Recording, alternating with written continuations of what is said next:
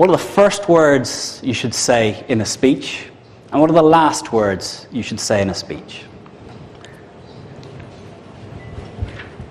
Now, tomorrow, I don't know how many of you are speaking, but I guarantee if you go to conferences, 19 out of 20 speakers will start in one of these ways. Number one, my name is Connor Neal, I'm from Tango, and this talk is about the latest trend in monitoring strategies. Now, all of you are sitting with a piece of paper in front of you that says, I'm Connor Neal, I've come from Ireland, and I'm going to talk about Tango 04 and this. So, by repeating what you already know, I'm giving a signal that it's a time to get your BlackBerry out. I've just signaled that this talk is opportunity to reconnect with BlackBerry, make sure the office is okay, maybe get some plans together for the weekend. Another way to start. The lights, the mic's working. How much time have I got? Okay, right. Okay, is it plugged in? And you laugh, but I guarantee tomorrow there's going to be some moments that get a little bit of that.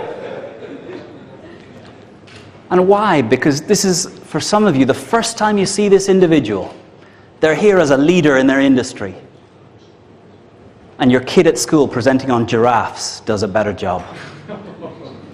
That's sad.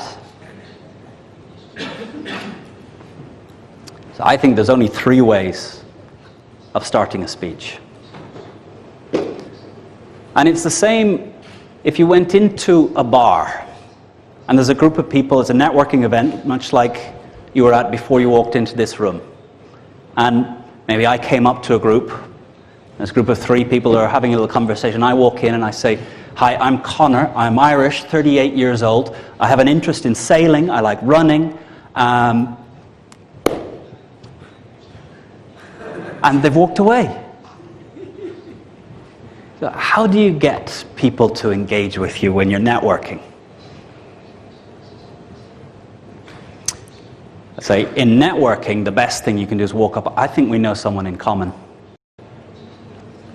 Try and walk away when someone comes up and says that to you. Hopefully you've done your research so you do know that you know someone in common, but with LinkedIn, you can find out who knows who on anyone you want. So, how to start a speech?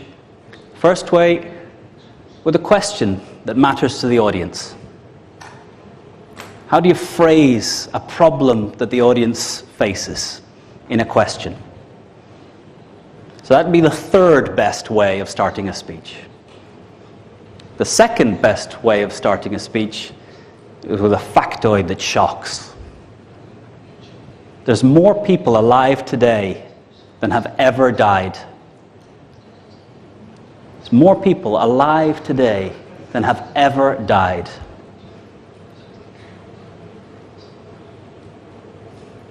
So there's a lot of speeches that can follow on from there. Every 2 minutes, the energy reaching the Earth from the Sun is equivalent to the whole annual usage of humanity. All the energy, all the cars, everything moving, all the lighting, all the air conditioning of the world in 1 year is equivalent to 2 minutes of sun. Does that change how you think about energy? So, what's a fact that shocks the audience into rethinking? And Google has transformed your ability to get at these facts. Given 2 or 3 minutes, you can find out, 1, whether anything I've said is true, but you trust me because I looked the part and I'm from ESA. Those are, in fact, 2 true facts. I usually get someone come up to me at the end, are you sure? How do they measure dead and alive? But it's true. And it's not even close. But the best way to start a speech, and the way that I hope all of you use from now forward, is the same way we start a story to a child. Now, how do we start a story to a child? Érase una vez. Once upon a time. And what happens when you say once upon a time? I can tell you what happens when I say once upon a time. My daughter leans forward, gets ready to hear, engages. And we were all trained as kids to know when a story's coming. We also know when a teacher is about to deliver a 40-minute boring lecture that has no impact on our lives. But in business, you don't hear Jack Welch saying once upon a time. Steve Jobs doesn't start his speeches once upon a time. So there's a grown-up way of saying once upon a time. And if you listen to the conversations that are interesting around you at a dinner table, in a networking event, if you listen to the people that are gathering, the group of 8 that are listening to them, the way they're talking is different. The way they start is different. The way you tell stories as an adult is, in October, it was the last time I was in this room. There were 120 people in the room, and I was having a little conversation with one of the world experts on public speaking. And he said something to me. He said something to me that's had me thinking ever since. He said something to me that changed what I think about what's important in speaking. So now I can pause for about 30 seconds, 2-3 minutes, and you want to know what he said.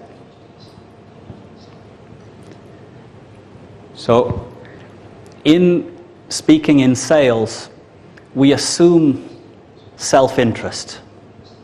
So if you can tell a story from your own life that connects you to why this topic is important to you, why you first joined the company, when you first saw someone benefit, and you saw how their life was changed. And I think here, exploring what quality of life means for you. In your business, how do you affect quality of life for a customer? Because that's where the stories that will start to connect you to the audience will come from. Because stories are about people. They're not about objects, they're not about things. It's about the people behind the things.